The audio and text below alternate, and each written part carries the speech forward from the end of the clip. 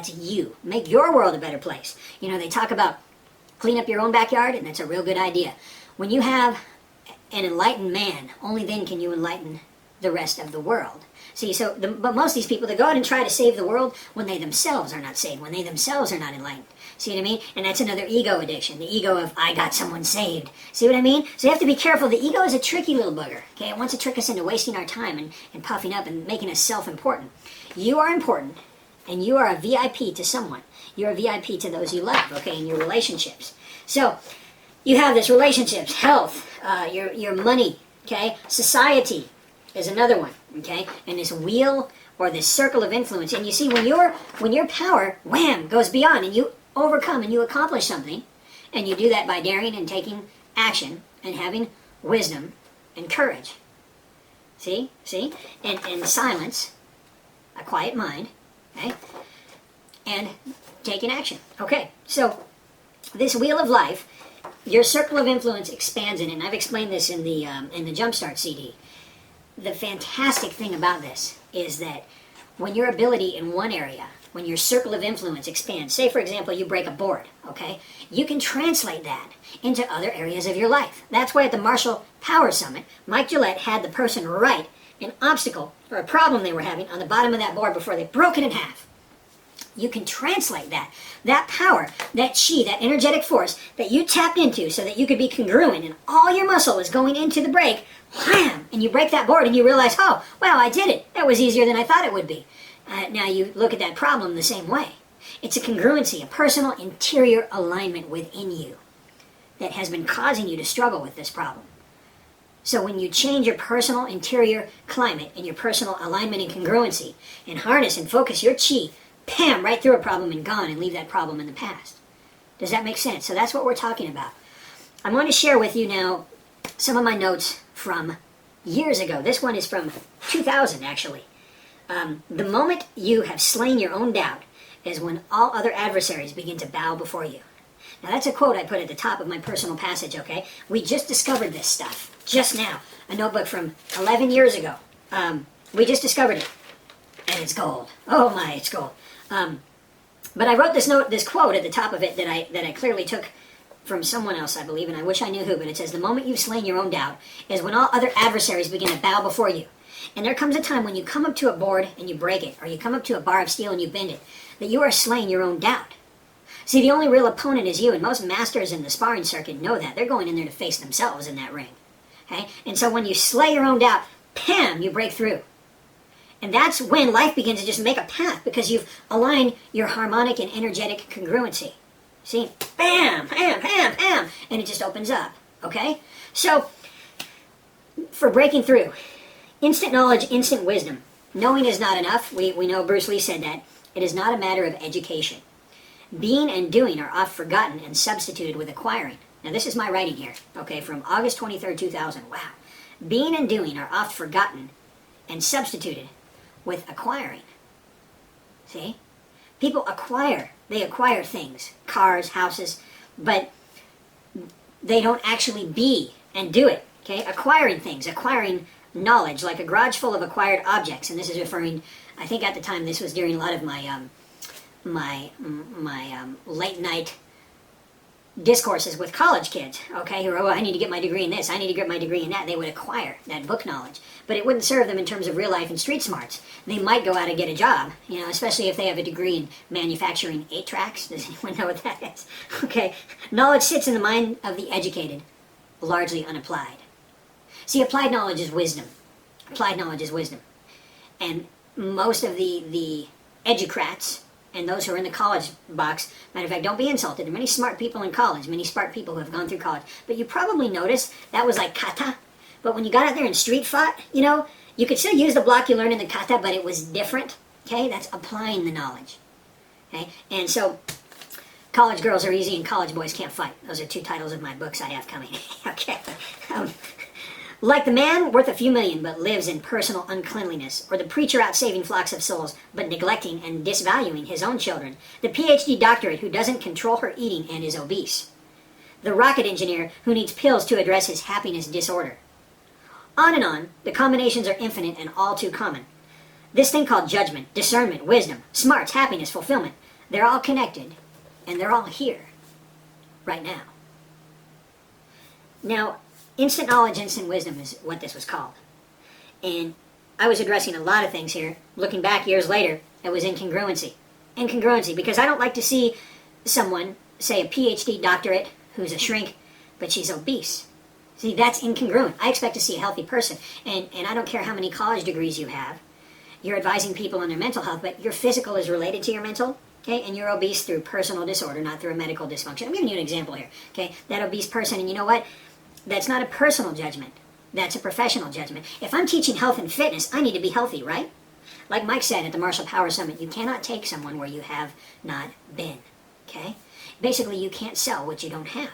See? Okay, so congruency. That's a hot note. And on that, I expanded on that later with death by accumulation and subconscious precision. Okay? Like a beginning driver taking his first driver license test at the Department of Motor Vehicles, nervous and awkward, utterly dispersed as he strives to remember all of the rules and details and regulations. He may fail the test more than once, but once passed eventually eases into a relaxed and competent driver. All of it, the rules, the skills, go into the subconscious. Now imagine if, after he passed the test, the very next day there were more rules, regulations, vehicle codes, etc. poured upon him. Soon he would again be awkward and dispersed. He may absorb, assimilate, and again pass another test. The cycle may repeat itself a few times, but eventually the driver would succumb to the fatality of accumulation. Now I'm going to pause right there before I finish the death by accumulation. So I'm giving you today's reflections on these notes from 11 years ago. And I can see how they're very Bruce Lee-esque, okay? At the time I wasn't studying Bruce that much, but clearly I can see that I'm thinking along the same veins. Because I believe he said that self-cultivation is not a matter of addition. It's a matter of subtraction. It's a matter of peeling away, okay? Many have a different break point into overwhelm, but all have that point somewhere up the line. So the ideal must be to absorb just enough to go into subconscious and become second nature. A near unlimited amount can in time be absorbed into subconscious so long as it is done at just enough. So you can pour water in the ground, and you can dig a small hole in the ground. I'm taking a current reflection here. And you can pour some water into that hole. And in a minute or so, the water would soak in.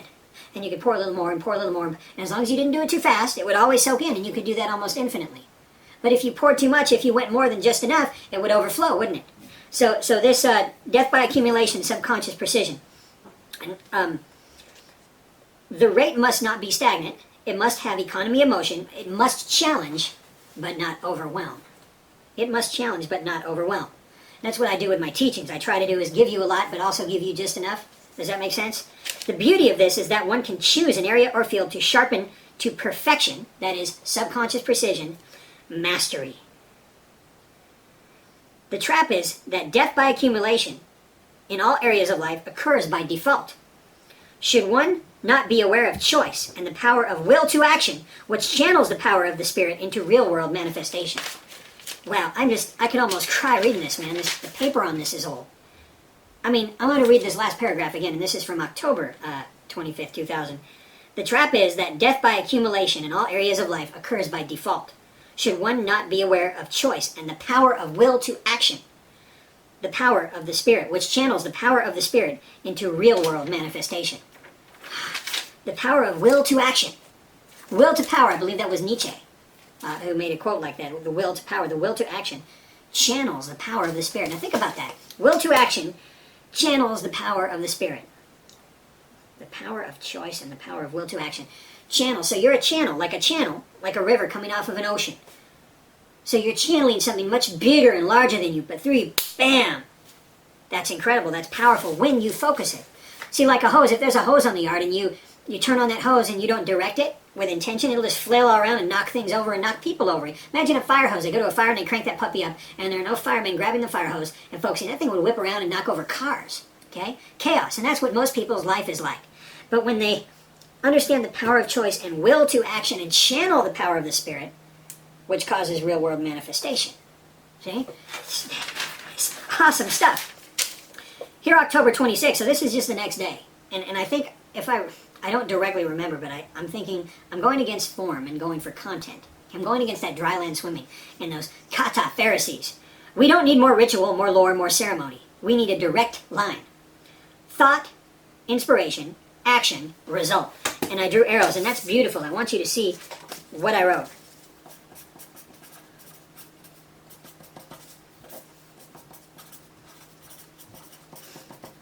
Inspiration and thought,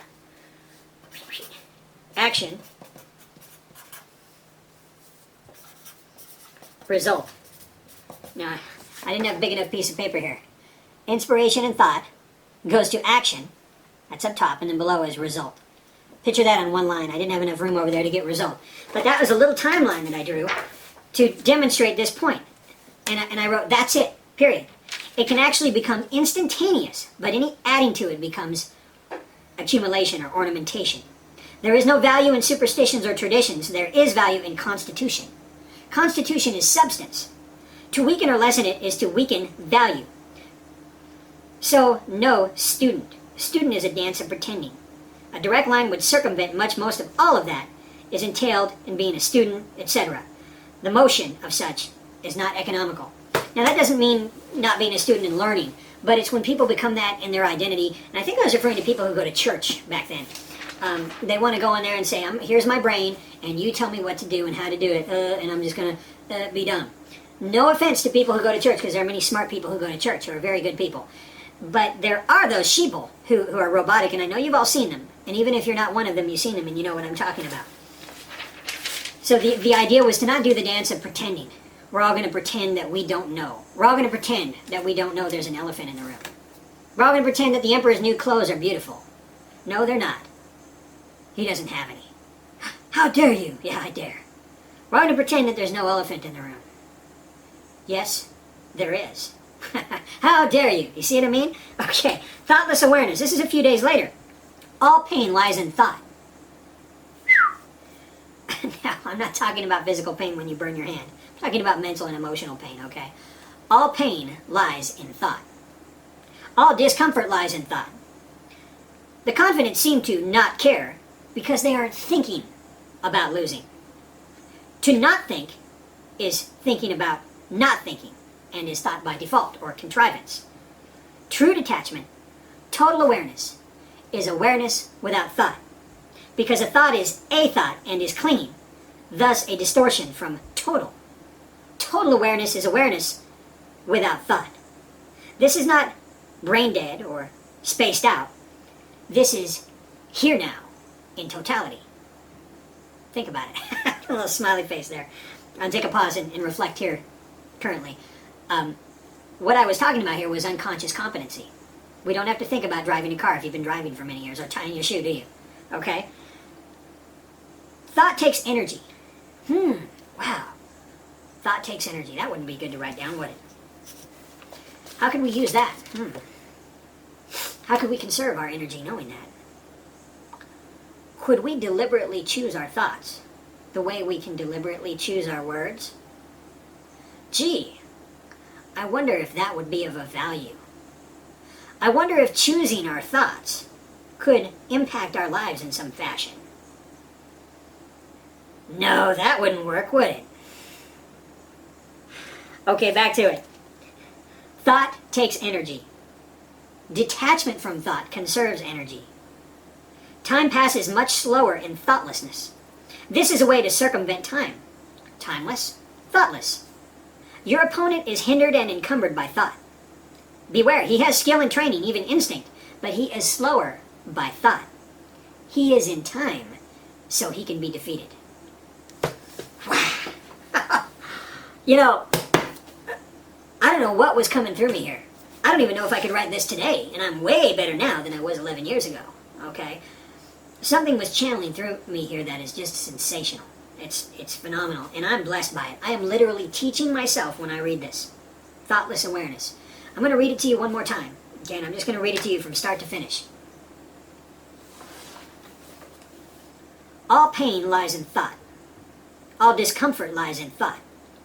The confident seem to not care because they aren't thinking about losing. To not think is thinking about not thinking. To not think is thinking about not thinking, and is thought by default or contrivance. True detachment, total awareness, is awareness without thought. because a thought is a thought and is clinging, thus a distraction from total.